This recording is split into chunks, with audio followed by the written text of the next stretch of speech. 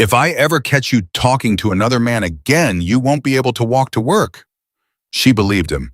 That's the part that still breaks her. She believed every word, and she went to work anyway, long sleeves in July, covering the bruises with foundation, 3 shades too light, smiling at strangers for tips, while the man she lived with sent her 17 texts before noon. She thought no one would ever notice. She was wrong. One man noticed. And before that night was over, Tyler would learn, in the most unforgettable way possible, exactly what it cost to put your hands on the wrong woman. If this story touches your heart, subscribe right now, follow every part to the end, and drop a comment with the city you're watching from. I want to see exactly how far this story reaches. Sarah Lane had a system: left sleeve first and always. Twist the fabric down over the wrist before you check yourself in the mirror. Never after, because if you look at your reflection before the sleeve is down, you see it. And once you see it, you can't unsee it, and then you spend the rest of your shift fighting your own face. Left sleeve, then right sleeve. Then the foundation, the one in the little dark bottle that she kept separate from her other makeup, the one she'd bought specifically because the woman at the drugstore counter had said this one covers everything. Honey, even dark spots. Dark spots.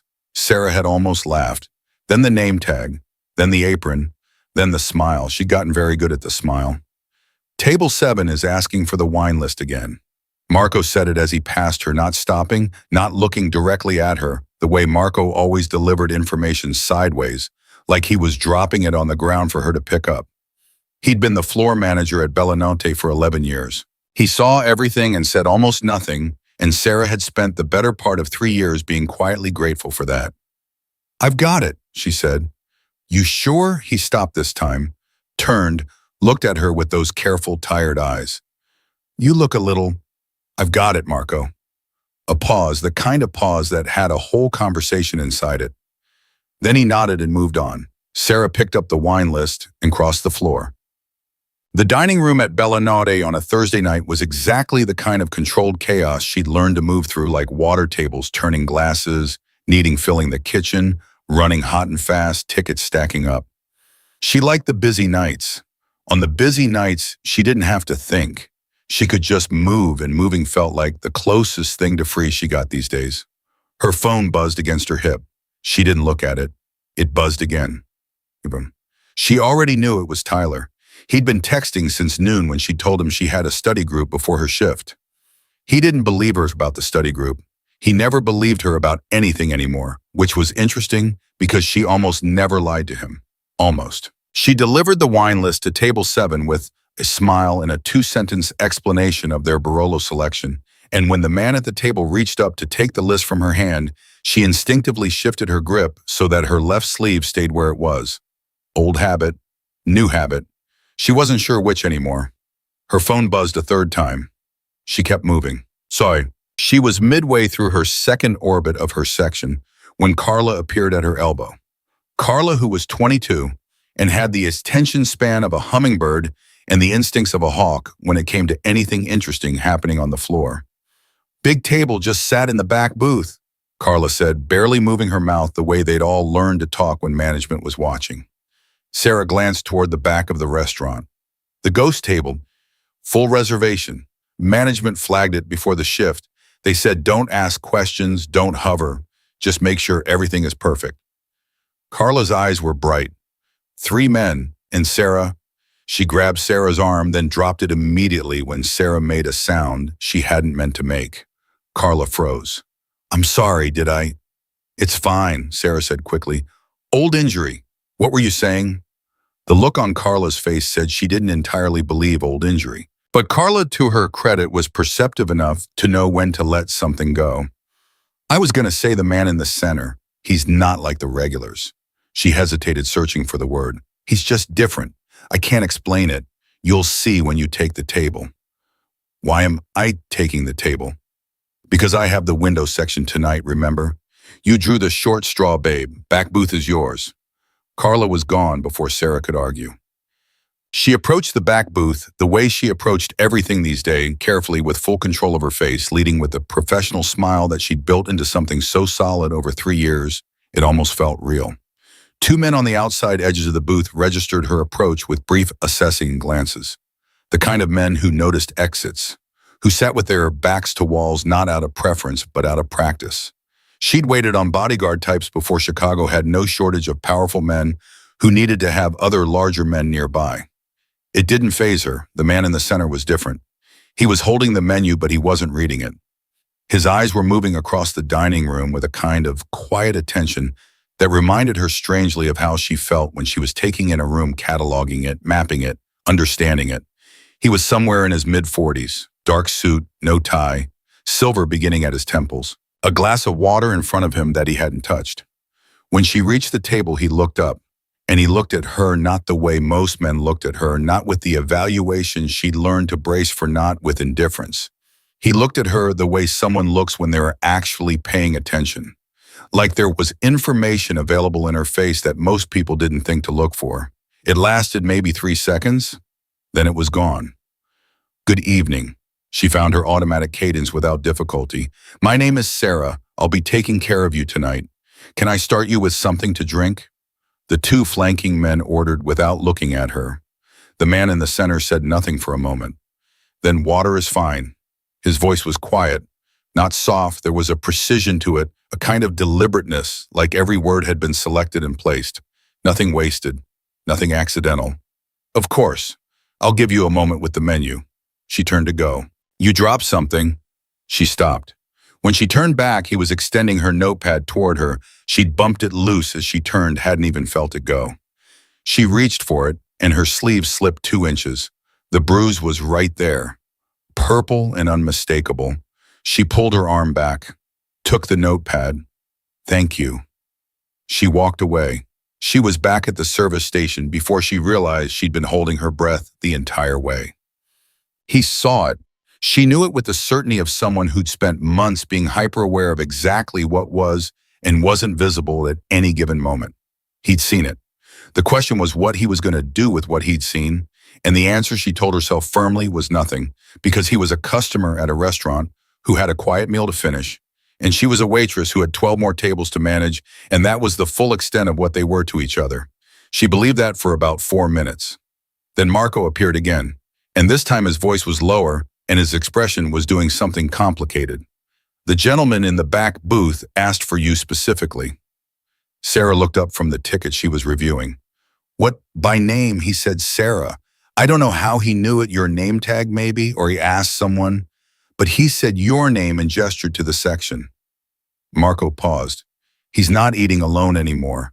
Another man just arrived. And management wants that table handled perfectly, Sarah. Whatever he needs." She looked toward the back booth, then back at Marco. "I'll take care of it," she said. The new arrival was already seated when she got there, younger, early 30s, blonde, wearing the pressed expression of someone who'd been summoned and resented it, but wasn't in a position to say so. He sat across from the man in the center with the careful posture of someone who was trying to look relaxed and failing. "Sarah." The man in the center used her name as though it were simply the word he used for her. No introduction, no preamble, no, The waitress is back. Just her name, easy and direct, like they'd already established something. She felt the strange off-balance of it and kept her face level. "Yes, my associate will have the same as me." He nodded toward the younger man who looked like he wanted to object and thought better of it. "Of course," she wrote it down. "And have you decided the ossobuco?"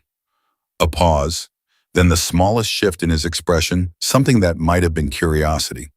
"You recommended it earlier, with the gremolata." "I did," she said, surprised slightly that he'd retained it. "Do you always make that recommendation, or do you actually mean it?" The question was so unexpectedly direct that she almost smiled, a real one, not the professional version.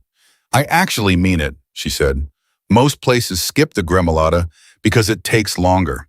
Here they don't cut corners on it." He nodded once. "I appreciate things done the right way." She wrote it down and turned to go. "Sarah," she stopped, "pull your sleeve down before you go back on the floor." He said it the way he said everything else, quiet, direct, no performance attached to it. Just information.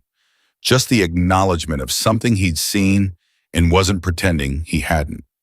For 3 full seconds, she couldn't move. Then she pulled her sleeve down, straightened her notepad against her arm, walked away with measured, even steps. She made it to the hallway outside the kitchen. And then she stopped walking and pressed her back against the wall and breathed in through her nose and out through her mouth and thought very clearly, don't, not here, not now. Because nobody said things like that. Nobody noticed and then said it out loud plainly without making her feel pathetic or broken or like a problem to be reported. Tyler had spent 6 months making her feel like what was happening was invisible or worse normal, earned the result of something she kept doing wrong. And this stranger, this man she'd spoken 40 words to, had looked at her wrist and said, pull your sleeve down, like he was saying, I see you and I'm not going to pretend I don't. She stood in that hallway for exactly 10 seconds. Then she went back to work. The next hour moved the way bad hours always did, too fast and too slow at the same time. She refilled glasses and cleared plates and handled a complaint from table 12 with a grace she didn't feel. And every time her orbit brought her near the back of the restaurant, she was aware of the booth, the way you're aware of a sound you can't locate. Present, consistent, impossible to ignore. Her phone buzzed again. She ignored it. Then it buzzed 4 times in rapid succession, and then it rang. She ducked into the back hallway and answered without looking at the screen because she already knew. Hey, I'm outside. Tyler's voice was that particular flatness, not angry yet, pre-angry, the pressure before the weather breaks. Come out. Her stomach dropped. Tyler, I'm in the middle of my shift. I didn't ask if you could. I said come out. I'll be done at 10. I'll come straight. Now, Sarah. Each word a door closing. Or I come in. The line went dead. She stood in the hallway with the phone in her hand and ran the calculation she'd been running for 6 months, the one where every option ended in the same place. Go out, Tyler controls the encounter. Call for help, Tyler is calm and cooperative, and she is the hysterical girlfriend, and nothing changes except she has to go home to him after. Do nothing, he walks in. She chose door number 3 and went back on the floor and told herself she had 15 minutes before anything happened. She had 11.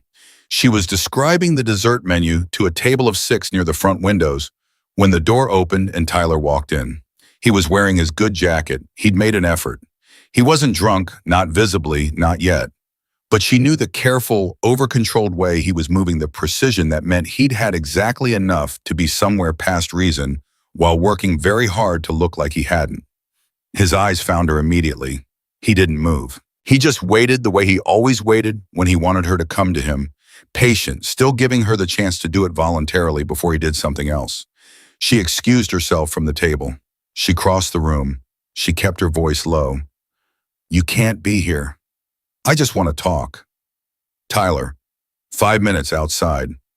I'm in the middle of a shift. 5 minutes. His voice dropped half a register. Or we do this in front of all these people. Your choice. She looked at him. She thought about table 6 behind her. She thought about Marco. She thought about the man in the back booth, and then she stopped thinking about the man in the back booth because that had nothing to do with this. Outside, she said, 5 minutes. She should not have said that. She knew at the moment the door closed behind them, the way she always knew, that shift in his posture, that release of the performance he'd been holding together inside, the way his face changed when there was no audience. You've been ignoring me all day, he said. I was in class. You're lying. Flat, certain. You always do this voice when you're leading. I've told you before. Tyler, I am not lying to you. Then who is he? She stopped. Who is what? Don't. He stepped closer. I know something is different. I can feel it. You've been distant for 2 weeks, Sarah. 2 weeks, and you think I don't notice. There is nobody. Then why do you keep checking your phone? Why did you take a call in the back? He stopped. Something shifted in his expression, went from accusation to something colder, more focused. You think I don't watch. You think I don't know every single thing you do. The chill of that hit her differently than she expected. Tyler, I'm going to ask you one more time. He was very close now. His voice was very quiet. Is there someone else? No, she said. There is no one, I promise you. For one moment, one terrible suspended moment, she thought he believed her. Then his hand closed around her wrist. The exact wrist, the exact bruise. She made a sound she hadn't planned to make, sharp, involuntary, a sound that gave everything away. Tyler's grip tightened instead of releasing, and his eyes went flat in that specific way that meant the conversation was over, and something else had begun. And Sarah thought with terrible crystalline clarity, no one is going to see this. The door opened. She couldn't turn around. Tyler's grip had her fixed, but she heard footsteps, deliberate and unhurried, and then a voice that she recognized instantly, because it was a voice designed to be remembered. Let her go. Tyler's head turned. The man from the back booth stood 3 feet away. No coat. He'd come out without his coat, which meant he'd come immediately, which meant he had been watching. His expression was perfectly still. He wasn't looking at Tyler with anger. He was looking at him the way you look at a calculation you've already solved. Tyler made a sound that was trying to be a laugh. Who the hell are you, man? Let her go, the man said again. Same words, same quiet, same absolute geological certainty. Walk away, Tyler said. This is between me and... He didn't finish. What happened was fast and quiet and completely without drama, which somehow made it more frightening than if there had been noise. Tyler's hand released her wrist. There was a brief, compressed, sound-controlled, precise, nothing wasted, and then Tyler was against the brick wall with his arm twisted behind him and his cheek against the wall, and his breath coming in short, shocked bursts. The man from the booth stood behind him with one hand on his collar and the other applying pressure to Tyler's arm in a way that had clearly produced, given Tyler's expression, a very significant quantity of pain. Listen carefully, the man said, not loudly, not with heat, just with the calm of someone who has said important things before and knows how to make them land. You are going to walk away from here tonight. You are not going to contact this woman again. You are not going to come near this restaurant. And if I ever hear that you have, he paused, let the silence do its work. You won't enjoy what comes next. Tyler said nothing. Not if you understand me. A long, horrible pause. Then Tyler nodded, small and humiliated, and yes, there it was, afraid. The man released him. Tyler straightened. He looked at Sarah with an expression that cycled through shock, shame, and something she had never in 2 years seen on his face, genuine, unambiguous fear. Then he turned and walked to the end of the alley. Turned the corner. Gone. The night was quiet. Sarah stood with her arms around herself, her heart loud and fast, and the man from the booth looked at her without drama, without expectation, without anything she needed to defend against. Are you hurt? He asked. She looked at her wrist. She thought about saying no. She was so used to saying no. Yes, she said instead. A little. He nodded, like he'd expected the truth this time, and was glad to get it. You don't have to be afraid of him anymore, he said. She looked at him. You can't know that. He held her gaze steady, unhurried. I do know that, he said. Not a promise, not a reassurance, a fact. The same certainty he brought to everything else, the same way he'd ordered his food, the same way he'd noticed her wrist, the same way he'd come through that door without hesitating. Something in her chest cracked loose in a way she wasn't ready for. She blinked hard. From inside Marco's voice, the sound of the dining room, her name.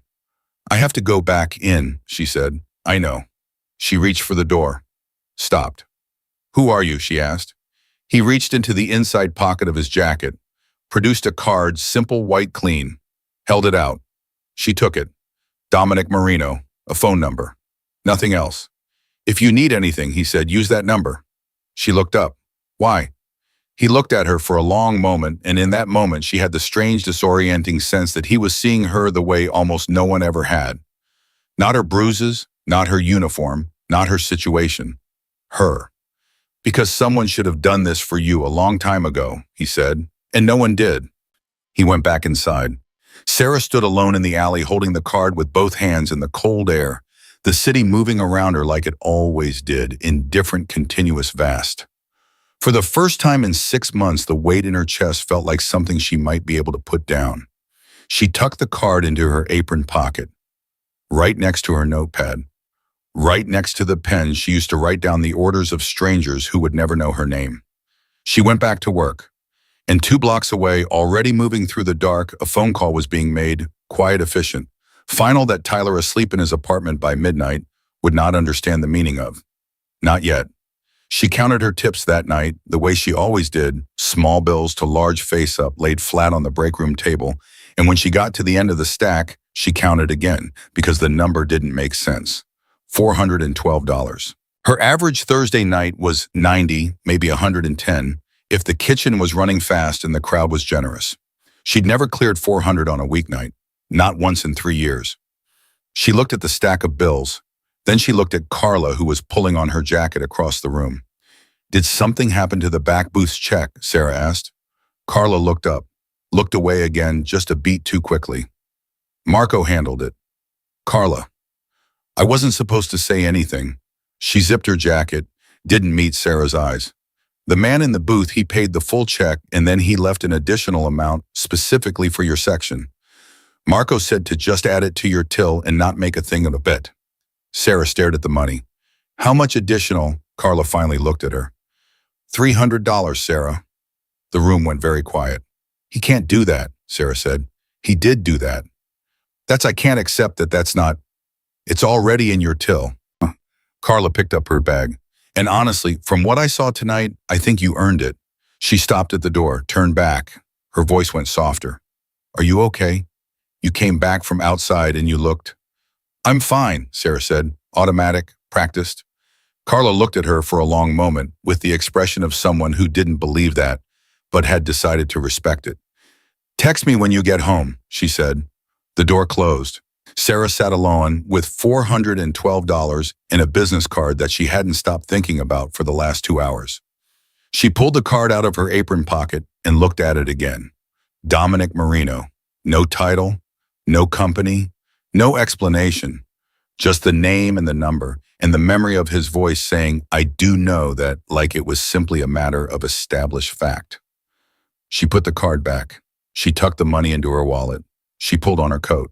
And when she stepped out of Bellanotte into the cold, the street was exactly as it always was, except that Marco was standing just outside the door, which he never did because Marco always left through the kitchen. I'll walk you to the train, he said. It wasn't a question. She looked at him. Marco, it's late. I'm going that direction anyway. He said it with the careful neutrality of a man who had chosen his lie in advance and was committed to it. She didn't argue. They walked. For half a block, neither of them said anything. The city moved around them the way Chicago always did at this hour, cabs and cold air, and the distant sound of the L somewhere overhead. Then Marco spoke still, looking straight ahead. That man tonight, the one who came in and caused the scene. Sarah kept walking. He's gone. I know he's gone. A pause. I've seen him before, Sarah. Not here, but I've seen his type. Men who wait outside restaurants. Men who send texts every 20 minutes. He stopped walking. She stopped too. How long? He asked. She didn't pretend not to understand the question. She was so tired of pretending. About 8 months, she said. Marco made a sound that wasn't quite a word. He pressed his mouth together, looked at the sidewalk, looked back up. You should have told me. And then what? And then I would have. What, Marco? What would you have done? She didn't say it unkindly, just honestly, because she'd already played that conversation out in her head 100 times. Called the police. He's never done anything on record. Told him to leave. He'd have waited outside. Fired me so I didn't have to deal with him at work. She looked at him steadily. What would you have done?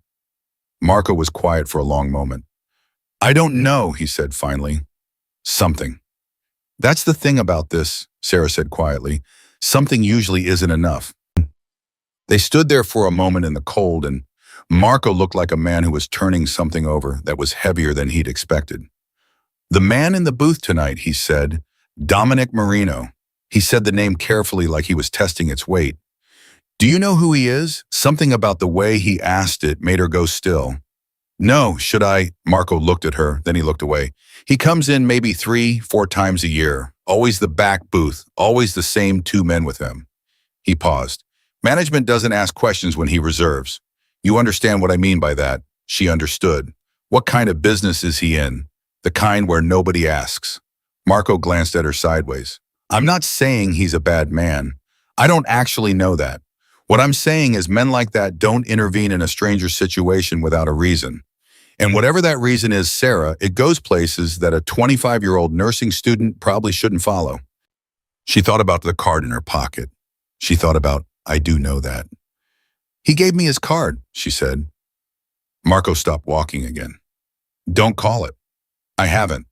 Don't. He turned to face her fully. Listen to me. I'm not trying to scare you, and I'm not trying to tell you what to do. But I have been working in this city for 30 years, and men like that, when they take an interest in someone, it doesn't end simply. You understand? She looked at him. Tyler had my wrist, Marco. He wasn't letting go. A long pause. I know, Marco said quietly. Dominic Marino let go. She reached the entrance to the train station. She stopped, turned back. Good night, Marco. She went down the stairs before he could answer. She didn't sleep. She lay in the dark of her apartment, the one she'd found 6 months ago, when she'd briefly tried to put some distance between herself and Tyler, before Tyler had found it too, and gradually made himself so present in it that it stopped feeling like hers, and she stared at the ceiling and listened to the building make its sounds, and she thought about what Marco had said. Men like that, when they take an interest in someone, it doesn't end simply. She understood that. She wasn't naive about what kind of man moved through a city with 2 bodyguards and a reservation at a table that management cleared without asking questions. She'd grown up in Chicago. She knew what that meant. But here was the thing Marco hadn't accounted for, the thing nobody ever seemed to account for. When they offered her warnings about other people's danger, she was already living inside danger. It had its own key to her apartment. It texted her 17 times when she was trying to study. It left marks on her wrist that she covered with makeup in a specific foundation she kept separate from everything else. The danger Marco was warning her about was theoretical and distant. The danger she was already in had a name and a phone number and knew her schedule by heart. At 2:14 in the morning, her phone lit up. She expected Tyler. It wasn't Tyler. It was an unknown number, and the text was 4 words. He won't bother you. She sat up in bed. She read the text again, then again. Her thumbs hovered over the screen for a full minute before she typed back, "Who is this?" 3 minutes passed. 4. Then someone who made sure. Her heart was going fast. She typed, "What does that mean? What did you do?"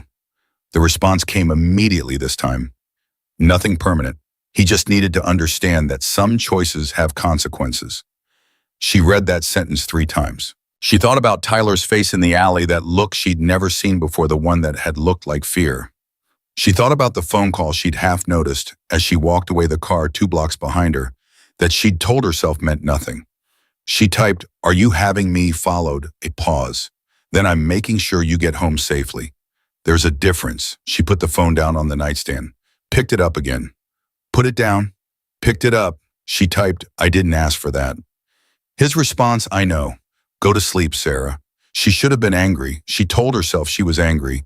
She lay back down and stared at the ceiling and told herself firmly that being watched without permission was not acceptable, and that she was going to think very carefully before she responded to any of this in the morning. She was asleep within 10 minutes for the first time in weeks without lying there listening for sounds at the door. She woke up at 7 to 3 missed calls. None of them were Tyler. The first was from a number she didn't recognize. She listened to the voicemail and heard nothing but ambient sound and then a click. The second was Carla asking if she was okay. The third was Marco, who left a message that said, with careful deliberateness, "Sarah, call me when you get this. It's about the restaurant. And other things. Call me to all." She called Marco first. He picked up on the first ring. "Are you home?" "Yes." "Marco, what?" "Tyler came back last night." He said it quickly, like he'd been waiting to say it. "About an hour after you left. He came to the back entrance. He was in rough shape, not from drinking. He had it looked like someone had had a conversation with him, a physical conversation." Sarah sat very still on the edge of her bed. "Is he? He's fine. I mean, he's walking fine, but he looks scared, Sarah. He asked me where you lived, and I told him I didn't know." "Which is true. I've never had your home address. He asked if the man from the booth was a regular. I told him I didn't know anything about anything." A pause. "He left, but before he did, he said something I think you should know about." "What did he say?" "He said," Marco paused, choosing words carefully. "He said, tell her she needs to be careful about the company she keeps." And then he left. She processed this. He's threatening me. It sounded more like he was scared and trying to reassert something. But yes, it had the shape of a threat. She stood up, moved to the window. Marco, I need you to tell me honestly, Dominic Marino, how serious is he? What you actually know, not what you are guessing.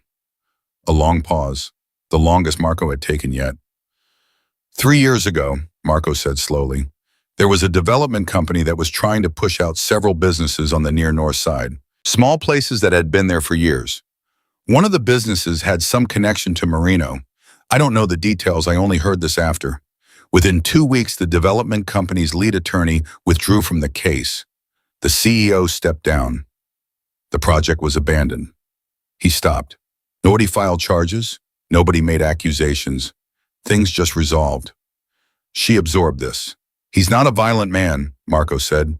From what I understand, he almost never has to be. But the things around him. He stopped again. Let me just say that when Dominic Marino decides something is going to happen, it happens. She thought about the text. He won't bother you. 4 words, completely certain. I have to go to class, she said to Sarah. I'll be careful, Marco, I promise. She hung up. She looked at the unknown number in her recent calls. She opened her conversation with the unknown texter from last night and read it again from the top. Then she typed one sentence, I need to ask you something in person. She stared at what she'd written. She almost deleted it 4 times. She sent it. The response came in under a minute Cafe Aldine. Michigan Avenue, noon. She put the phone in her bag and went to get ready for class with the distinct disorienting feeling of someone who has just stepped through a door and isn't entirely sure what room they're in. Class was a 2-hour lecture on patient assessment that she'd been looking forward to for weeks, and she absorbed almost none of it. She took notes. She wrote down the things the professor said with the mechanical efficiency of someone who had learned to capture information without being fully present for it. She answered one question correctly and deflected a second, and spent the remaining hour and 40 minutes in a state of internal negotiation that she couldn't fully follow herself. The smart thing was obvious. Don't go. Text back a cancellation. Take the card from her apron pocket and put it in a drawer somewhere, and go about rebuilding her life the slow, careful, institutional way.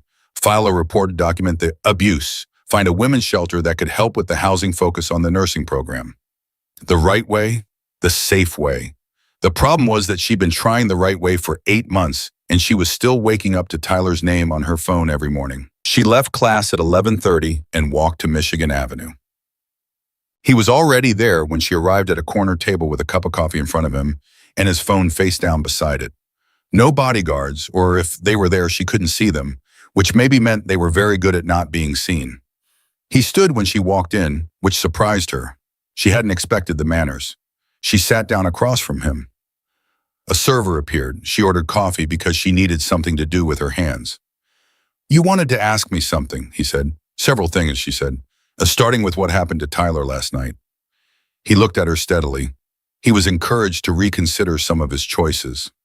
By who? People I know. Did you hurt him? A pause, honest, not evasive. He's not in the hospital. He's not going to be. He was frightened. He was meant to be frightened. She wrapped both hands around the coffee cup the server had just placed in front of hers. You can't just make decisions about my life without asking me. I know. Then why did you? He was quiet for a moment.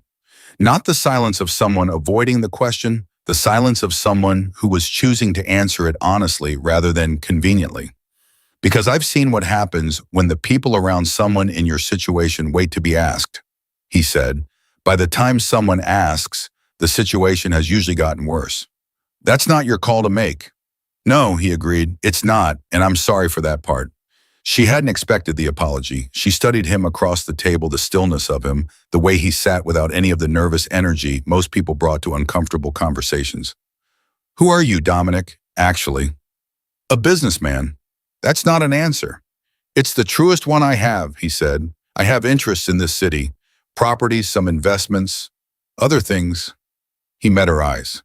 I'm not going to lie to you about what I am. I think you've had enough of that. The directness of it landed differently than she expected. She looked down at her coffee. Tyler left a message for me, through Marco. He said I should be careful about the company I keep. Something shifted in Dominic's expression, subtle, but she caught it. He said that? Is he right? Should I be? He looked at her for a long moment. Probably, he said. I'm not a safe person to know, Sarah. I won't tell you otherwise. He paused. But Tyler is also not going to bother you again. Those two things are both true at the same time. She sat with that. What do you want from me? The question came out more direct than she'd planned, and she watched his face carefully when it landed. He didn't deflect. He didn't perform surprise. Nothing, he said. I want nothing from you. People don't do what you did for nothing. Most people don't, he agreed. I'm telling you what's true for me. She searched his face for the slight shift of a man managing his presentation and couldn't find one. Either he was extraordinarily good at hiding it, or he was telling the truth, and she'd spent enough time with a skilled liar to know the difference was real. I looked you up this morning, she said. Something that might have been amusement moved across his face. And there's not much to find. No. The things I did find were complicated. Yes. There was a Tribune article from 4 years ago that mentioned your name in connection with a city council investigation that was eventually dropped. That's accurate. There was a real estate filing that listed 3 companies with your name in the registrations, and when I tried to trace those companies, they all connected back to an address in the West Loop that I couldn't find any other information about. He was quiet. You're not just a businessman, she said. He looked at her directly. No, he said. I'm not just a businessman. The honesty of it hit her harder than any evasion would have. She'd been braced for spin, for explanation, for the polished version of a story designed to manage her perception. What she got was simply the truth, plain and unhurried, as though he'd decided some time ago that she was someone who deserved the real version of things. She looked at her coffee. She looked back up. Tyler isn't going to stop because he was scared once, she said. I know him. He'll let it sit for a week, maybe 2, and then he'll decide he was embarrassed, and he'll want to fix that. That's how he works. Dominic nodded slowly. So what actually happens now, she asked. That depends on you. On me, how? On whether you want this to be finished, he said simply, plainly, or whether you prefer I stay out of it and you handle it through other channels. She looked at him. The other channels she knew: the police report, the restraining order, the slow legal machinery that ground forward at its own pace while the person it was supposed to protect waited inside their apartment, listening for sounds at the door. What does finished mean? She asked. From your perspective? It means he doesn't approach you again.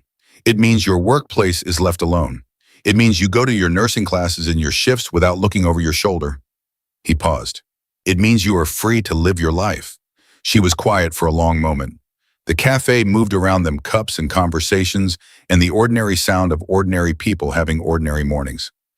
You did all of this because you saw a bruise on my wrist, she said. It wasn't an accusation. It was something closer to wonder. I did all of this, Dominic said quietly, because I once knew someone who had the same bruise in the same place, and nobody noticed. And by the time it stopped being a bruise on her wrist, he stopped, set his coffee cup down. It doesn't matter. The point is that I noticed and I was in a position to do something, so I did something. The sentence sat between them. She didn't push at the thing he hadn't finished saying because she could feel the weight of it, and she understood that there are things a person can't be asked to open in a coffee shop at noon on a Friday.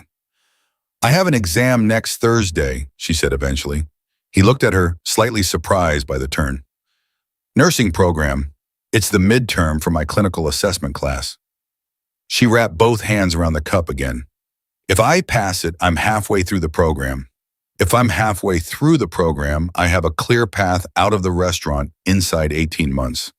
She looked at him steadily. I don't need saving Dominic. I need time. I just need enough time and enough space to do what I'm already doing. He looked at her for a long moment. Something in his expression shifted, not softened exactly, but adjusted the way a precise instrument adjusts to new information. Then that's what I'll give you, he said, time and space. She studied him. And nothing else? And nothing else, he said. She wasn't entirely sure she believed that.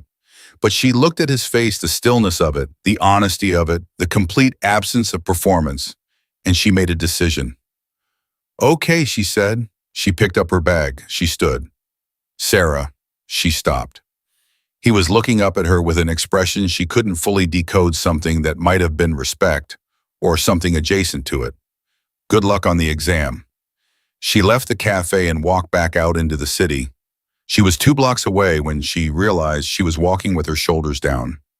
Not hunched, not braced, down, loose. The way she'd walked before the last 8 months had taught her body to always be ready for something. She stopped on the sidewalk in the middle of a stream of people and registered this fact. Then she kept walking. Behind her inside the cafe, Dominic Marino picked up his phone and made a call. When the other end picked up, he said 3 sentences, quietly and precisely, and then ended the call. In an apartment across the city, Tyler Benson was sitting on his couch with an ice pack against his ribs, staring at his phone, and trying to decide if the text he was composing to Sarah was worth sending. He read back the 3 sentences he'd typed. Then he deleted them.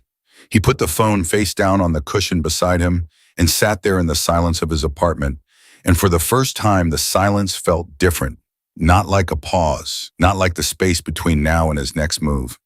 It felt like a wall.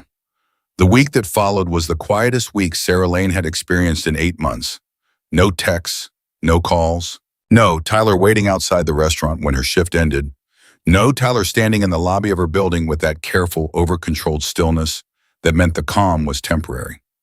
Nothing, just silence and the strange, disorienting experience of realizing that silence could feel like a gift instead of a threat. She didn't trust it.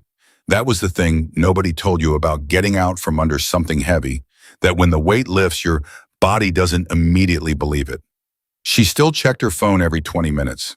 She still paused at the restaurant's front window before she stepped outside at the end of her shift, scanning the sidewalk the way she'd been doing for months. She still slept with her phone face up on the nightstand, volume on, because some part of her nervous system had been rewired and wasn't ready to be rewired back.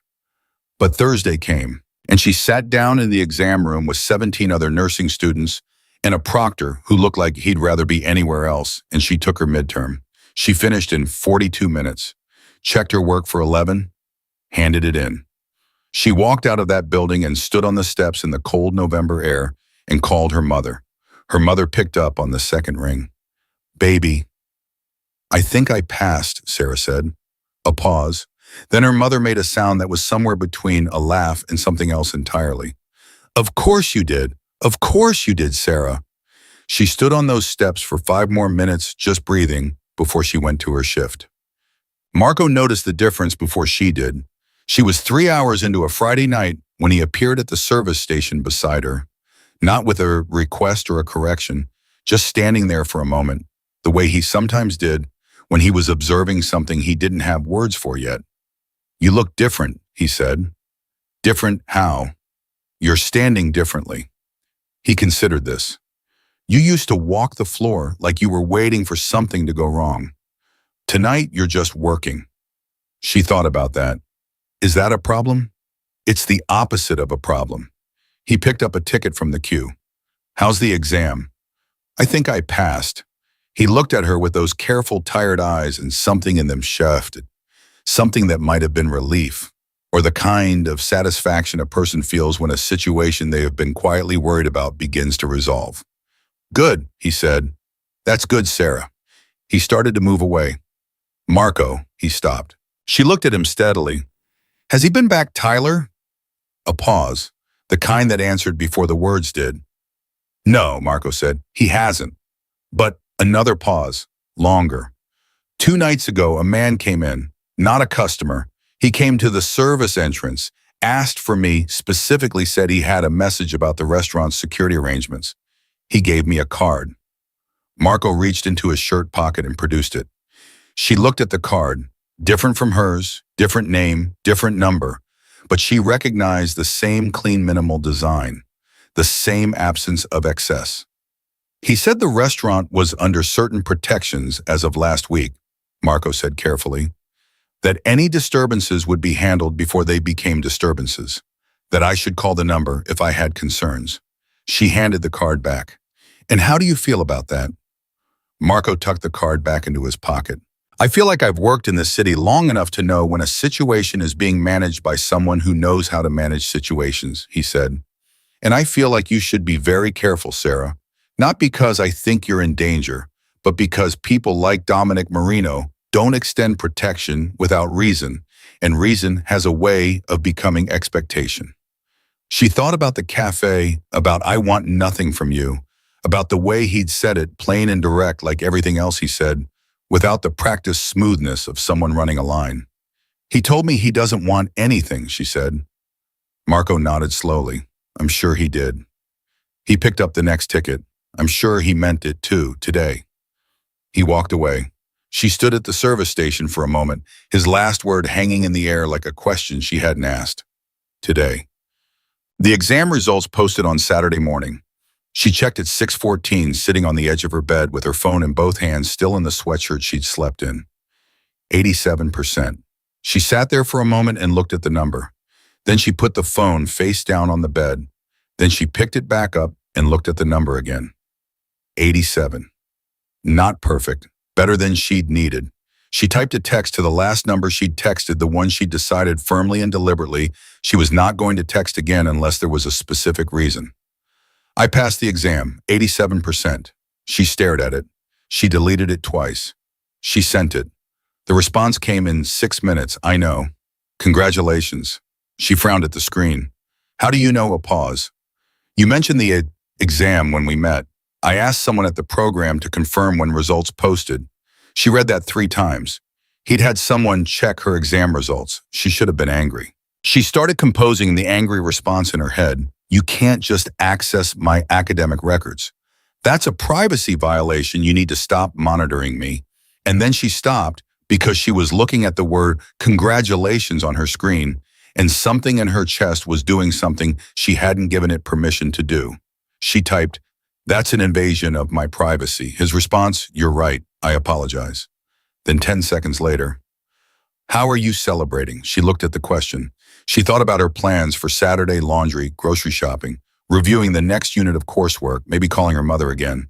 She looked at those plans laid out in her mind and felt for the first time in a long time that they weren't a strategy for survival. They were just a life. She typed coffee. By myself, thinking about the next unit. His response came immediately, a room for one more. She put the phone down on the bed. She looked at the ceiling. She told herself clearly and firmly, see all the things Marco had said and all the things she herself knew about complicated men and the way protection becomes expectation. She picked the phone back up. Cafe Aldine again, she typed. Somewhere different. I'll send the address. Somewhere different turned out to be a place on the north side that had no sign outside, just a blue door and a buzzer. And when she pressed the buzzer, a woman's voice answered and said name, and Sarah said her name and felt briefly ridiculous. And then the door opened and she walked into what was clearly a private dining room that had been set up as though it were simply a nice restaurant, but contained at this moment exactly 2 tables in use, one of which was empty and set for 2, and one of which held Dominic Marino with a cup of coffee and the Tribune open to the business section. He stood when she came in. She'd noticed this before and still found it consistently startling, the formality of it, the simple, unconsidered respect of a man rising when someone he'd invited arrived. She sat down. This isn't a cafe, she said. No, he agreed. This is a private room. Yes. Why? He closed the Tribune, set it aside. Because I wanted to have a conversation without the possibility of being overheard, he said. There are people in this city who watch where I sit and who I sit with. I preferred not to put you in anyone's peripheral vision. She absorbed this. It was, she realized, a reasonable explanation. It was also the kind of explanation that revealed something he was managing her exposure to his world, which meant his world had exposure worth managing. What did you want to talk about? She asked. Tyler, he said. Her hands went still on the coffee cup a server had just set in front of her. What about him? He's making noise, Dominic said. The same direct cadence he always used, no preamble, no softening. He's been talking to people, asking questions about me specifically. He found my name somewhere, I'm not certain how, and he's been making inquiries. What kind of inquiries? The kind that suggest he's trying to understand what he's dealing with. Dominic set his own cup down, which is not by itself a problem. The problem is who he's been talking to. Who? Dominic looked at her steadily. A man named Curtis Webb. Do you know that name? She searched her memory. No. Tyler does. They grew up together in Bridgeport. Webb has some connections to people who have historically been positioned against certain interests of mine. He paused. I'm not saying Tyler is sophisticated enough to have done this strategically. I think he's a man who's scared and embarrassed and reached out to the only person he knew who might be able to help him save face. But the result is the same regardless of the intent. Sarah was quiet for a moment, processing. You're telling me this has gotten bigger, she said. I'm telling you it has the potential to, because of me. It wasn't a question. Because of his reaction to what happened, Dominic said. You're not responsible for that. But it started with me. It started with him putting his hands on you, Dominic said, and the quiet precision of it cut through the circling thoughts in her head like something sharp and clean. Don't rewrite the sequence for, She looked at him. What happens now? That depends on what Tyler does next. He leaned back slightly, the first time she'd seen him do anything that looked like a relaxed posture. I wanted you to know the situation honestly, because you're already in it whether you know about it or not, and I think you'd rather know. She thought about that. Yes, she said, I'd rather know. Good. What does Curtis Webb actually do? A pause, the kind that meant the answer required some decision about how much to say. He's an intermediary, Dominic said finally. He moves things and people for certain parties. He's not someone Tyler should have called because Tyler can't offer Webb anything worth his time, which means Tyler probably tried to make himself sound more significant than he is. He stopped, which means Webb is now curious about me in a way I'd prefer he wasn't. The implications settled over her slowly like water finding its level. Tyler tried to use your interest in me as leverage, she said, to make himself sound connected to something. Dominic looked at her with that expression she'd seen before, the one that recalibrated slightly, like something coming into better focus. Yes, he said, exactly. That's stupid, she said. Something at the corner of his mouth moved. Yes, he said. Is he in danger? The question came out before she'd fully decided to ask it, and she felt the slight surprise of it herself. She looked at Dominic's face and waited. I'm managing it, he said. That's not an answer. It's the answer I can give you right now. Dominic. She used his name directly for the first time and felt the slight shift it created between them, the acknowledgement of something more than a service station conversation. I don't want him hurt. I want to be clear about that. I don't want him afraid of me. I don't want him followed. I don't want anyone breaking his ribs. I just want him out of my life. He looked at her for a long moment. Those are fair parameters, he said. Are you going to stay inside them? I'm going to Trissau? That's also not a complete answer. No, he agreed, but it's an honest one. She held his gaze. He didn't look away. In the silence between them, she heard the sound of the building, the ventilation, a voice somewhere in another room, the city beyond the walls going about its business. She thought about 8 months of careful survival. She thought about her 87%. She thought about her mother's voice on the phone saying, of course you did. Tell me about the person you mentioned, she said. The one with the bruise on her wrist. He went very still. You don't have to, she said quickly. I'm not trying to push into something you don't want to talk about. You said it and then you stopped, and I've been thinking about it since. Several seconds passed. He looked at the table, then back at her. My sister, he said, Elena. He said the name like it was something fragile that had survived being handled too many times. She was 23. She was with a man for 2 years who put his hands on her the same way. And everyone around her, including me, saw things and didn't say anything because we told ourselves it was her business, or we told ourselves it would rehab, or we told ourselves we'd deal with it when it got worse. He stopped. His jaw moved once. By the time we dealt with it, the situation wasn't one that could be fixed. The room was very quiet. I'm sorry, Sarah said. And mean it in the specific weighted way that you mean it when you understand exactly what someone has lost. He nodded once. So when I saw your wrist, he said, I wasn't making a calculation.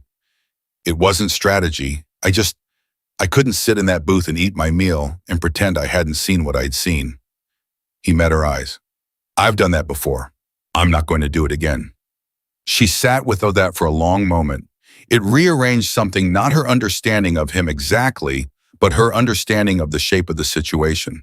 The power and the stillness, and the two men at the edges of the booth and the reserved table that management never questioned all of it, was still there, still real, still complicated.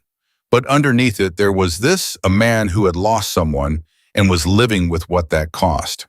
She recognized that kind of weight. She'd seen it in her mother. She'd felt it herself in smaller ways.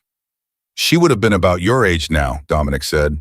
And then he picked up his coffee cup and his expression settled back into its usual stillness, and she understood that the opening had closed not with coldness, but with the quiet dignity of someone who has allowed themselves a moment of honesty and is now returning to the business of being the person they have learned to be. "Thank you for telling me," she said. He nodded. They stayed for another 40 minutes. They talked about the nursing program, about Chicago in winter, about a book she'd mentioned in passing that he had apparently read, which surprised her more than almost anything else about him.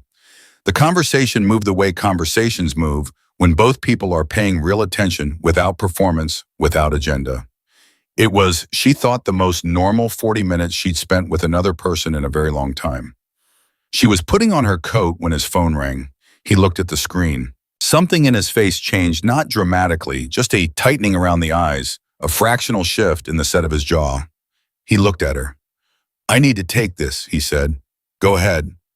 He answered, said nothing for 10 seconds, just listened. Then he said quietly, "Where?" Another pause. "How long ago?"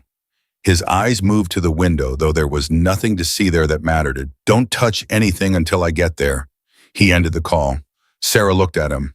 What happened? He was already on his feet, the conversation of 40 minutes folded away, entirely replaced by something focused and operational and very far from a Saturday morning coffee. "There's a situation I need to attend to," he said. "I'm sorry to cut this short." "What kind of situation?" He looked at her, and in that look, she saw him making a decision. How much, how honest, how far the honesty should reach. "Curtis Webb," he said, "just showed up at a property connected to my name, with two men she didn't recognize, and a question about you." The cold hit her before she registered what he'd said. "About me specifically. Your name, your address." He was already moving toward the door, pulling out his phone again. "I'm going to need you to go somewhere that isn't your apartment for the next few hours. Is there someone you can stay with?" "Carla. Don't call from your usual number. Use this." He held out a second phone, small, simple, prepaid. "It's clean. Webb doesn't have the number." She took it. Her hands were steady, which surprised her. "Dominic?" He stopped. "Is this my fault?" she asked. "Honestly?" He turned back. He looked at her with that full direct attention he brought to everything that mattered. "No," he said. "Tyler made this choice. Webb made this choice. You made the choice to survive a bad situation. Those aren't the same thing." He held her gaze for one more second. "Go to Carla's. Don't go home tonight. I'll contact you once it's resolved. And if it isn't resolved, it will be." He said it the same way he said everything that was simply true, without decoration, without doubt. She took the phone. She left through the back. She walked 2 blocks before she let herself think about what had just happened, and then she thought about it very clearly and very quickly. Tyler, in his fear and his wounded pride, had reached out to someone he shouldn't have, and that someone had followed the thread back to her. And now Dominic Marino, a man who had told her 3 days ago he wanted nothing from her, a man whose sister had died with bruises on her wrist, was walking into something because of a name Tyler had given to the wrong person, because of her name. She dialed Carla on the prepaid phone with hands that had finally started to shake. And when Carla answered with the mildly irritated confusion of someone whose Saturday had just been interrupted, Sarah said simply, "I need to come over. I'll explain when I get there." "Sarah, what's wrong? You sound..." "I'm fine. I'm okay. She stopped walking. She stood on the sidewalk in the middle of the city and breathed. "Can I come over?" "Yes, of course. Get here, on." She moved. She didn't look back. And in a property 3 miles north, 2 men who had come asking questions about a nursing student named Sarah Lane were having a very different kind of conversation, one that none of them had anticipated, when the morning began with a man who had decided a long time ago that some things were worth protecting. Carla's apartment was small and warm and smelled like the vanilla candle she kept burning on the kitchen counter. and Sarah sat on the couch with a mug of tea she wasn't drinking and told Carla everything. Not the edited version, not the version where she minimized and softened and left out the parts that made her sound like someone who had made poor decisions. The whole thing, Tyler, the bruises, the 8 months, the alley, Dominic, the cafe, the private room on the north side, the prepaid phone sitting on Carla's coffee table like a small, loaded fact that neither of them knew what to do with. Carla listened without interrupting, which was not something Carla typically did, and the effort of it showed on her face the way she pressed her lips together when Sarah got to the part about the makeup, the way her eyes went sharp and still when Sarah described Tyler's hand closing around her wrist in the alley. When Sarah finished, Carla was quiet for a full 10 seconds. Then she said, 8 months. Yes. You worked next to me for 8 months and I didn't know. I didn't want you to know. Sarah, Carla. She said it gently but firmly. I know what you're going to say, and I understand it. But I need you to hear me when I tell you that I was handling it the way I knew how to handle it, and I am not interested in going back over the decisions I made during those 8 months as though I had access to information I didn't have yet. Okay. Carla looked at her. Her eyes were bright. Okay, she said with some effort. Okay, so what happens now? I don't know. Sarah looked at the prepaid phone. He said he'd contact me when it's resolved. And if it's not resolved tonight, then I sleep on your couch. You can absolutely sleep on my couch. Carla pulled her knees up. Tell me about him, Dominic. Sarah looked at her. What about him? I don't know. Sarah, maybe start with what does he actually want? Because men who reserve ghost tables and carry prepaid phones and have people check your exam scores don't just do those things because they feel sorry for a waitress. The words landed with a precision that Sarah had been avoiding all week. She looked at the tea. He told me he doesn't want anything.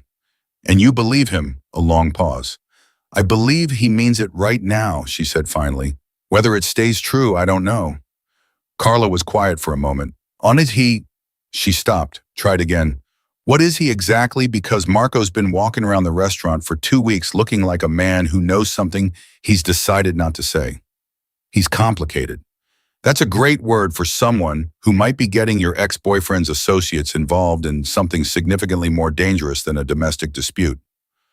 Carla's voice was careful, not accusatory, just honest.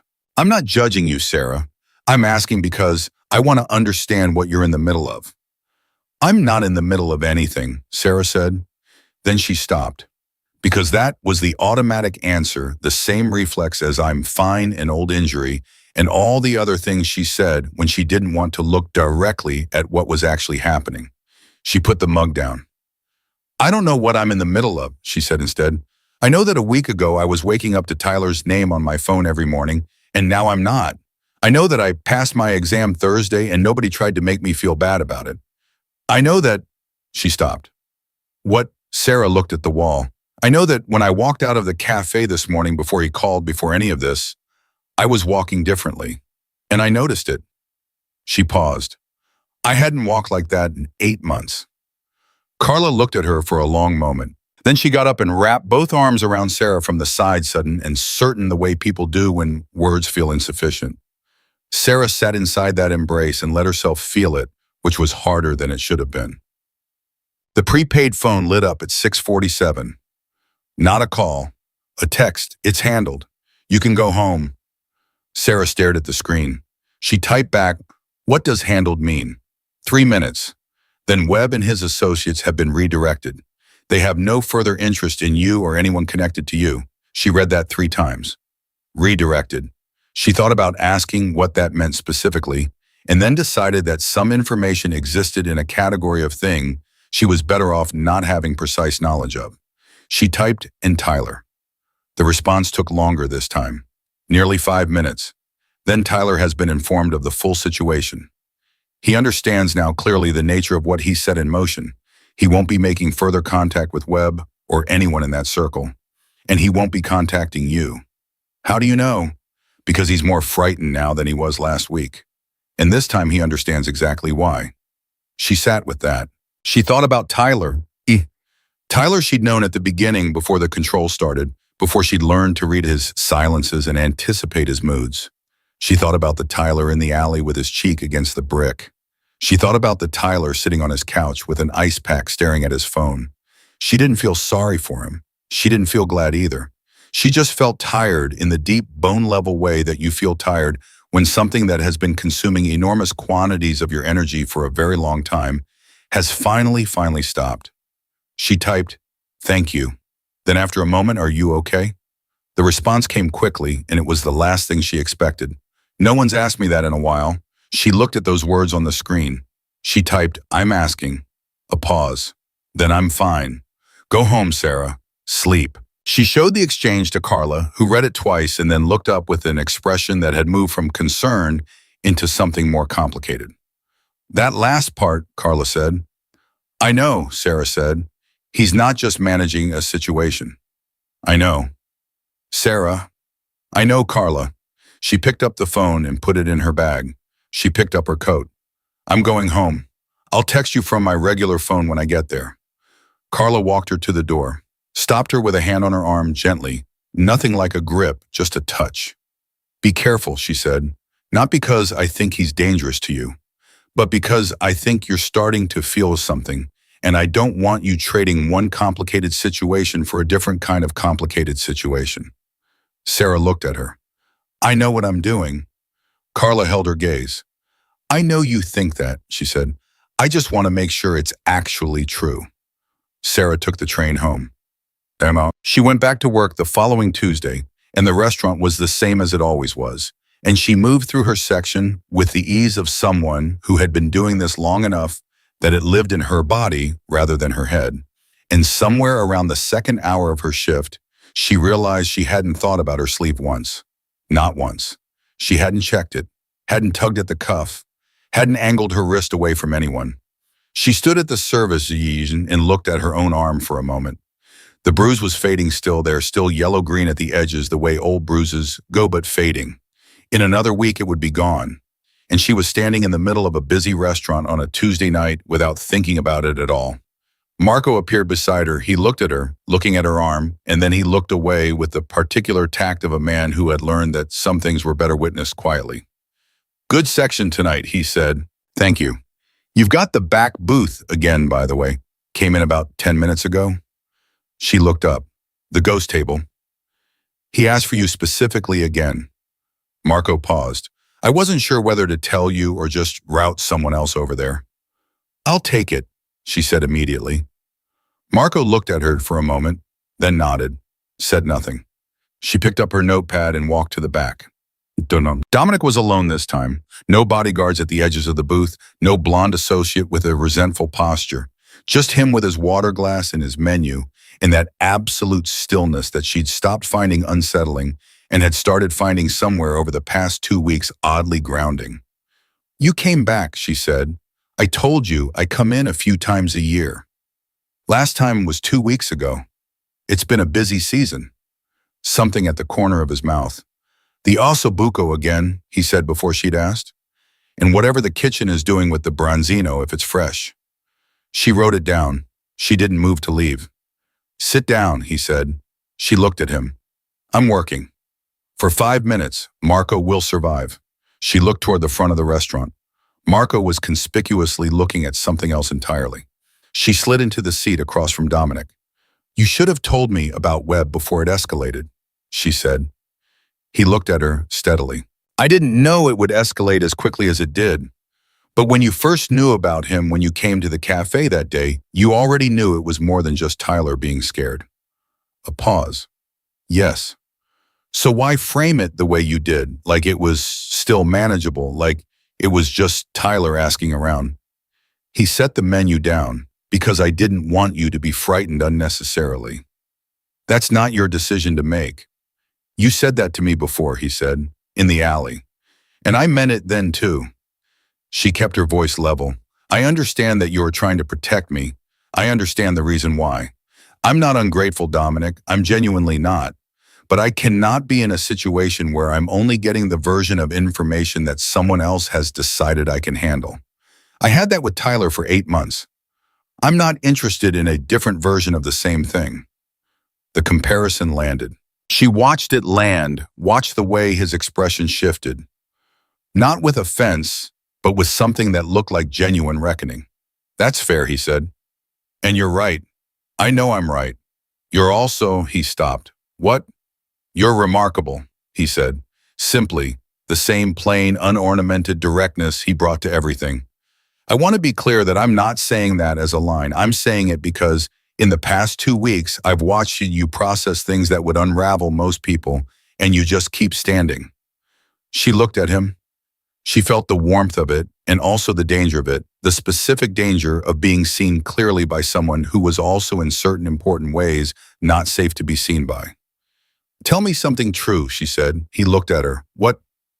About yourself.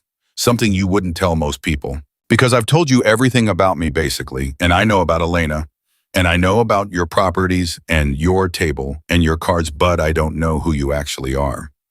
He was quiet for a moment. Then, I haven't eaten dinner with someone I wanted to eat dinner with in 4 years, he said. I eat alone, or I eat with people who need something from me. Those are the two options in my life for the past 4 years. He paused. Tonight I came here because I wanted to see how you were, not to manage anything, not because there was a situation. I came because he stopped, looked at the table, looked back at her, because I was curious whether you'd still walk the same way. She went still. What way? In the way I saw when you left the cafe Saturday morning. Before the call, he met her eyes. You walked like someone who had just remembered that the world is large enough to move through freely. She sat with that for a long moment. The restaurant moved around them, the sound of other tables. The kitchen, the life of the place going on entirely without reference to this particular corner of it. I should get back to the floor, she said finally. I know. She stood up, then stopped. Dominic, what happened with Webb, specifically? I want to know. He looked up at her. A long pause, the real kind, where a decision is being made. Webb was informed that his inquiry into your personal information was considered an act of aggression against protected interests, he said. He was given a choice between escalating that or withdrawing entirely. He withdrew. His 2 associates were given the same choice and made the same decision. He paused. No one was permanently harmed. But someone was temporarily harmed. One of the associates put his hands on a member of my team first, he said. What followed was proportionate. She processed this. And Tyler was shown in specific detail what Curtis Webb actually does for a living, and what it means that he called that man and offered your name as a bargaining chip. Something crossed his face, briefly controlled. Tyler didn't know what he was setting in motion, but he understands now, and he's significantly more frightened of what he almost caused than he ever was of me. Sarah stood very still. He gave my name to a man like that, she said. Not a question, just a sentence out loud so she could hear it. Yes. She thought about 8 months of I love you, and you made me do this, and I know when you're lying. She thought about the careful way she'd learned to move through her own life. She thought about Tyler on the phone come outside now, and the flat certainty that had always been underneath the words.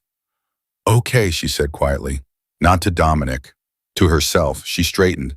She smoothed her apron. She looked at him one more time. Thank you for being honest. Always, he said. She went back to work. Nah. She was clearing table 4 40 minutes later when Marco appeared at her shoulder and said low and careful, Someone's here for you. Front entrance, not Tyler. She set the plates down. Who? He says his name is Danny Reeves, says he's Tyler's cousin. Marco's jaw was tight. He doesn't look like he's here to cause trouble.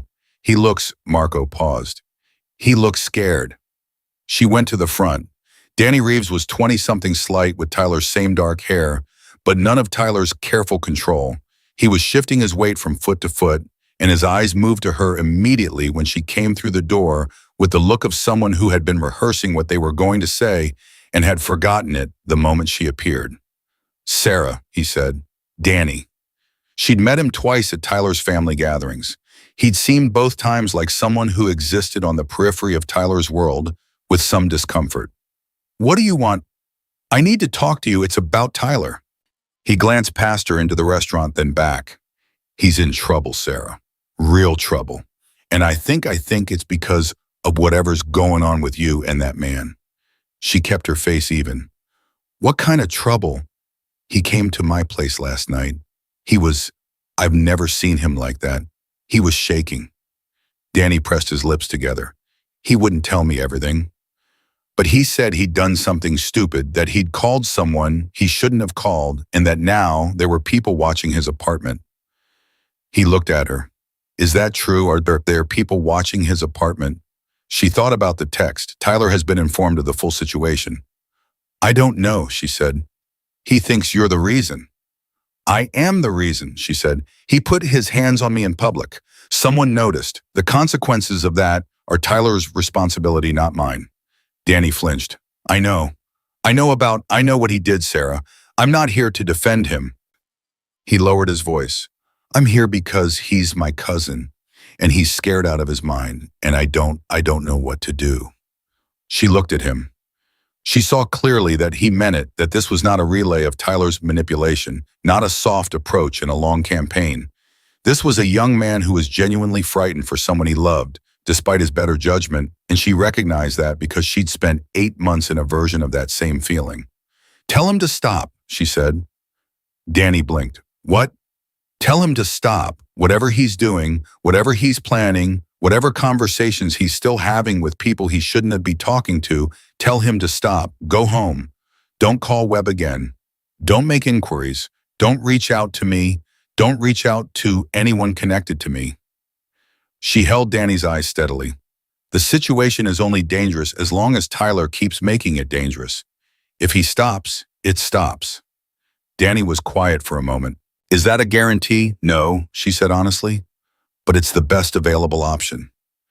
He nodded slowly. Are you okay? He stopped, rerouted. Did the man hurt you, Marino? She looked at Danny Reeves and thought about how to answer that, and then she said the truest thing available.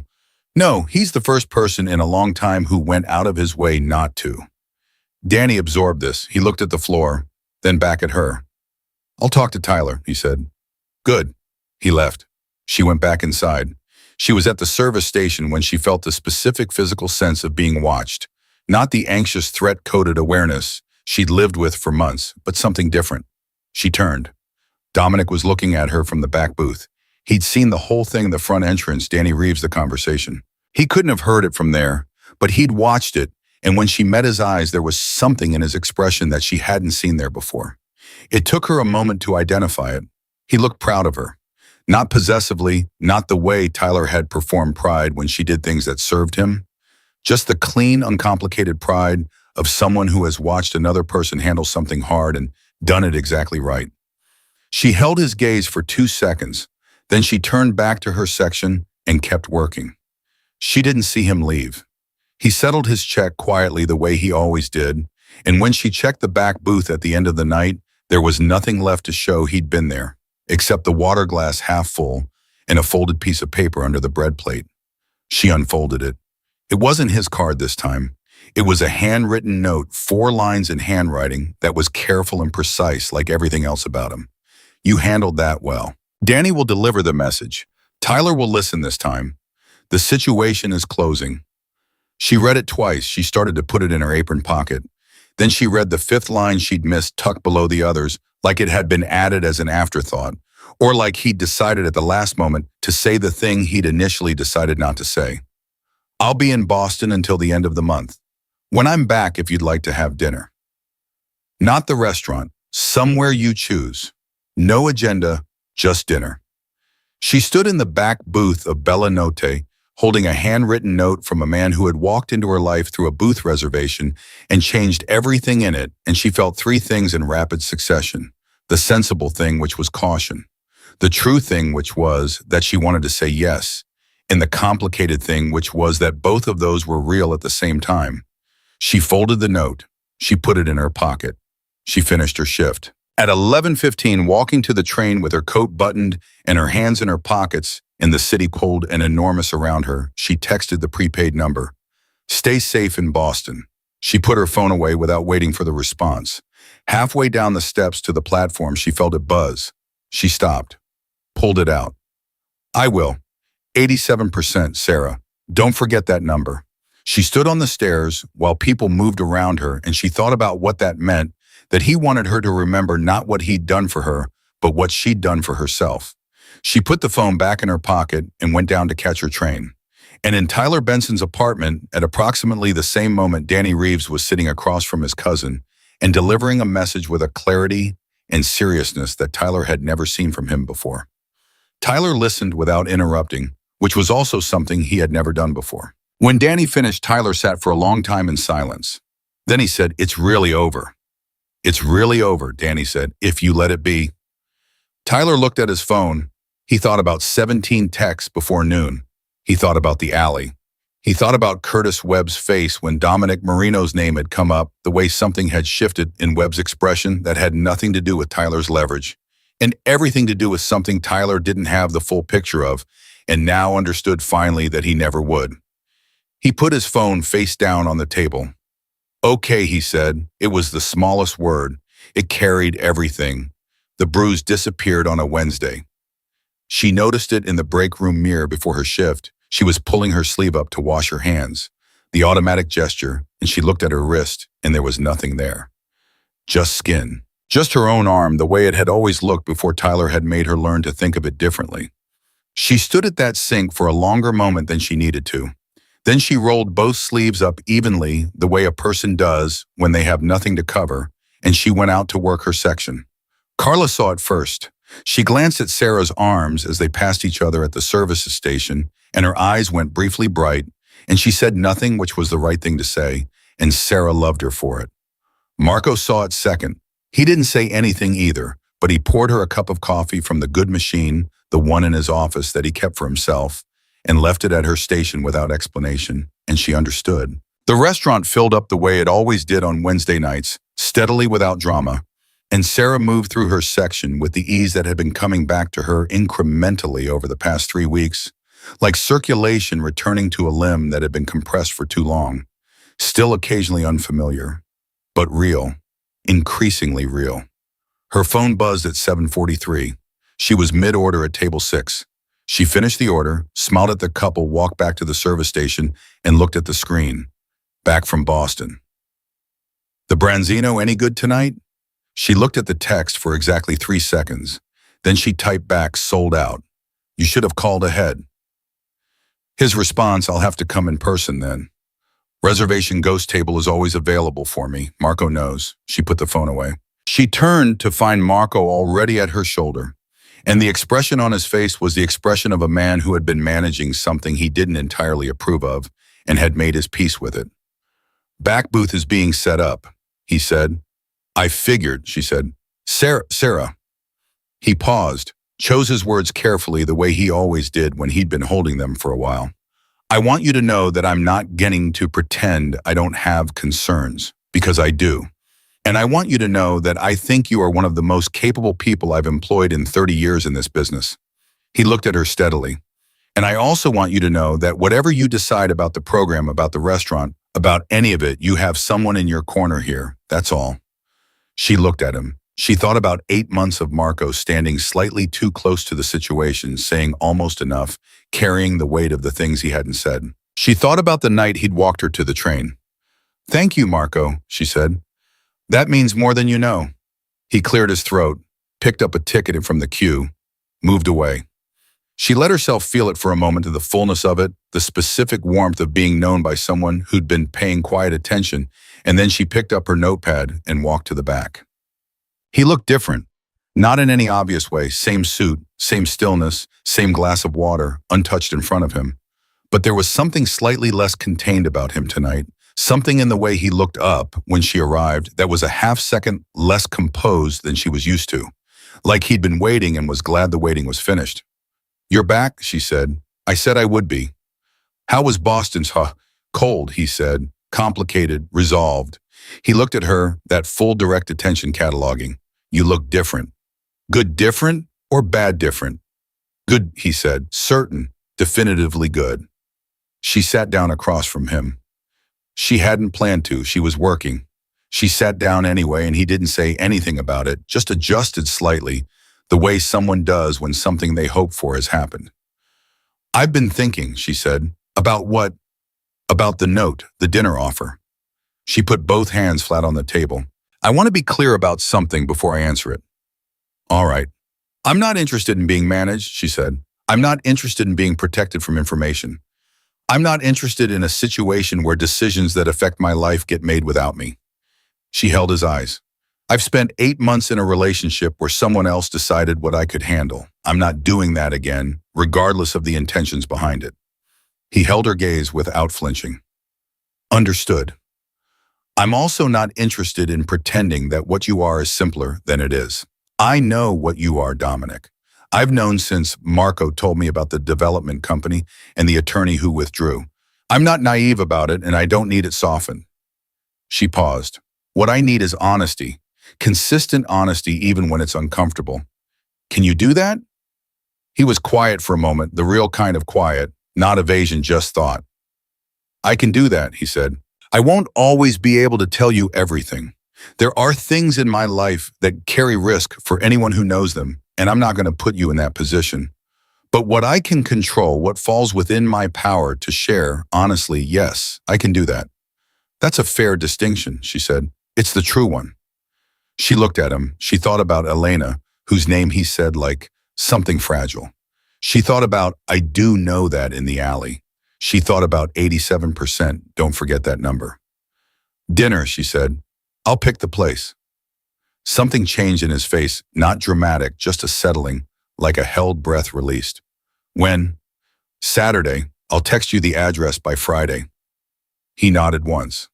Saturday. She stood up. The ossobuco is very good tonight for the record. It always is when you recommend it. She walked back to her section. She could feel Carla watching her from across the room, and she did not look in Carla's direction because she was not ready for Carla's expression. The restaurant closed at 11. She was counting her till at the service station when her phone buzzed, not the prepaid her regular phone by a number she didn't recognize. She almost let it go to voicemail. She answered, "Is this Sarah Lane?"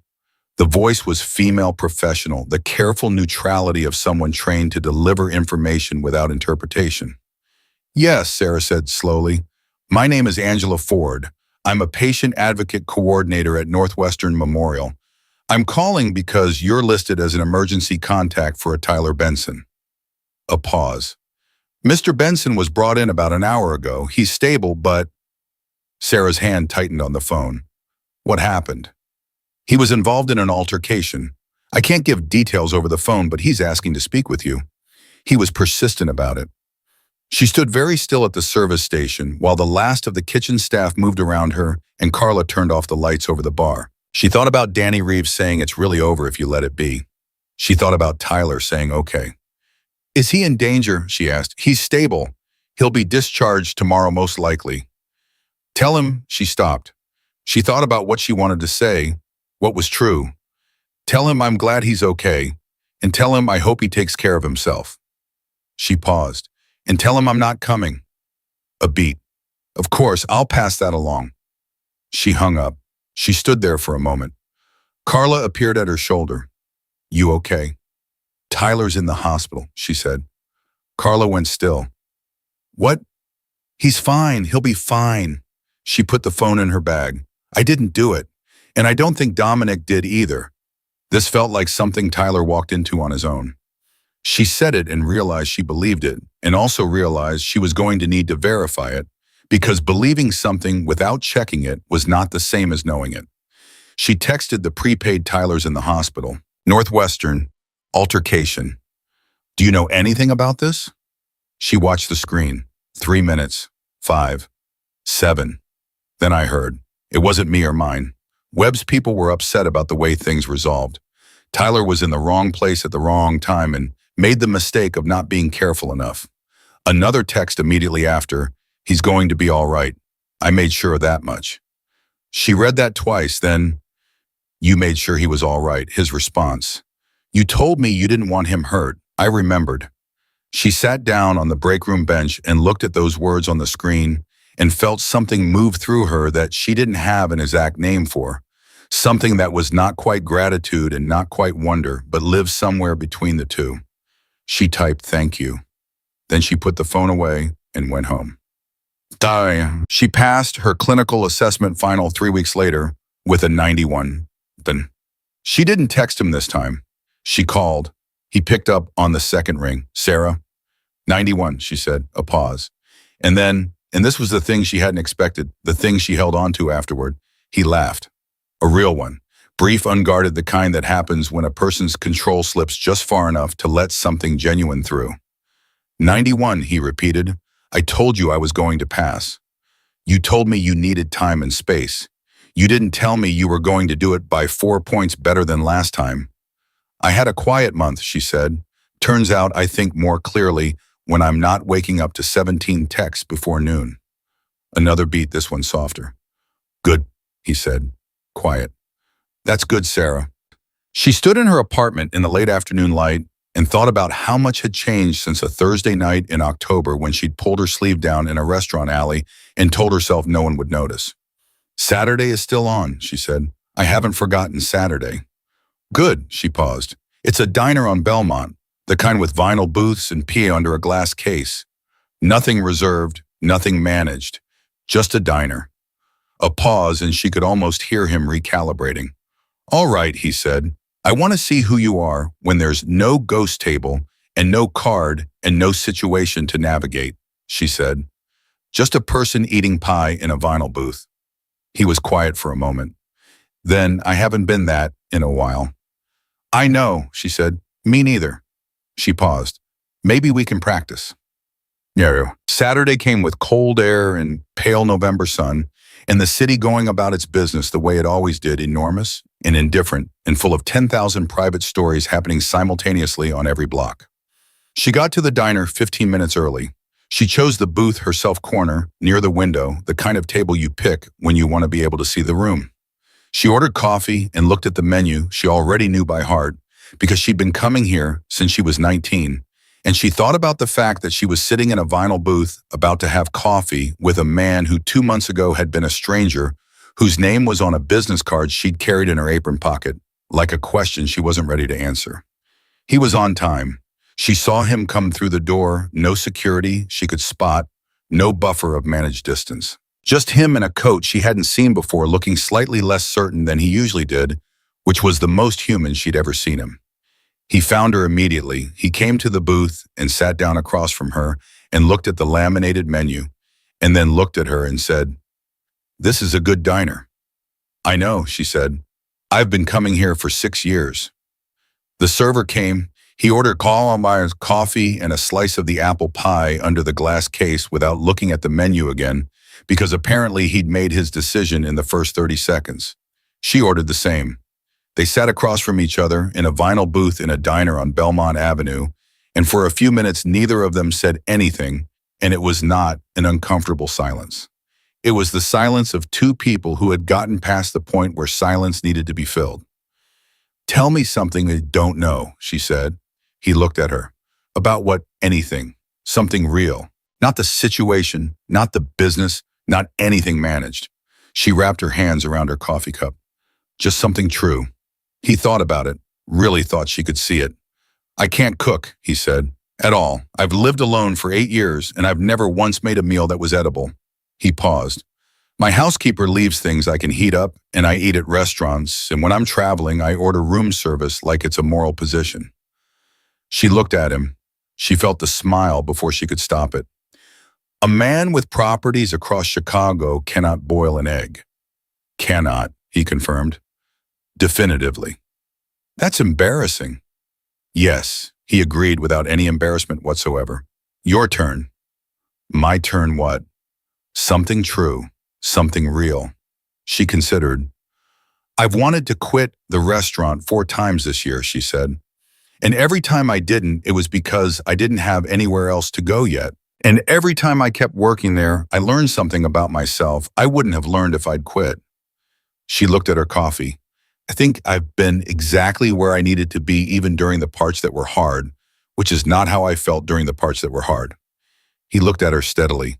"Elena used to say something like that," he said, "that suffering had information in it if you were willing to receive it." His voice didn't change, but something around his eyes did. "She was 23 and she said things like that." "She sounds remarkable," Sarah said. She was. He picked up his coffee. She would have liked you. The sentence settled over the table like something gentle and enormous, and Sarah felt the full weight of what it cost him to say it, the specific courage of offering someone you've lost to someone you're beginning to trust. I hope I would have liked her too, she said. He nodded. He looked out the window. He looked back. I'm not easy to know, he said. I want to be honest about that up front. My life is complicated and it carries risk, and there are parts of it that I can't change and wouldn't ask anyone to accommodate. He met her eyes. I'm also not Tyler. I want to be clear about that distinction too, not because I need you to feel safe with me, but because I need you to know that I understand the difference between protection and control. Do you? She said, not challenging, genuinely asking. I'm learning it, he said honestly. Elena, I protected her, I thought. I kept her safe from a lot of things. And the one thing I didn't protect her from was the person she'd chosen to be with, because I told myself that was her life and her choice. He paused. I overcorrected when I saw your wrist. I intervened too fast and too completely and without asking. I know that. Yes, she said. And I'm trying to find the middle, he said, the place between doing nothing and doing everything. He looked at her. I don't always know where that is. Neither do I, she said. But I know it exists. I think it's a place you find together, not alone. He held her gaze for a long moment. Outside, the city moved past the window people and cabs and a boat pulling its owner toward something urgent, the ordinary motion of ordinary life. Together, he repeated, as though the word were new and he was testing whether it fit. That's what I said, she said. The pie arrived, she ate hers, he ate his. They talked for 2 more hours and the conversation moved the way real conversations move sideways backwards, unexpected finding its own level. He told her about Boston and she told him about her mother. He told her about the first property he had ever bought at 26 with borrowed money and a certainty that still surprised him in retrospect. She told him about the first time she'd known she wanted to be a nurse. Her grandmother's hospital room age, 14 a night nurse who'd spoken to her grandmother like she was a person instead of a patient. At some point, the diner filled up around them, and they didn't notice. At some point, the light through the window shifted from afternoon to early evening, and neither of them moved to leave. When they finally stood up, he paid without making a thing of it. She let him because it was just pima and coffee and walked to the door. The city outside was that particular quality of early dark that Chicago does in November, cold and clear and full of light reflected off everything. On the sidewalk, she stopped. She turned to him. I want to ask you something, she said. All right.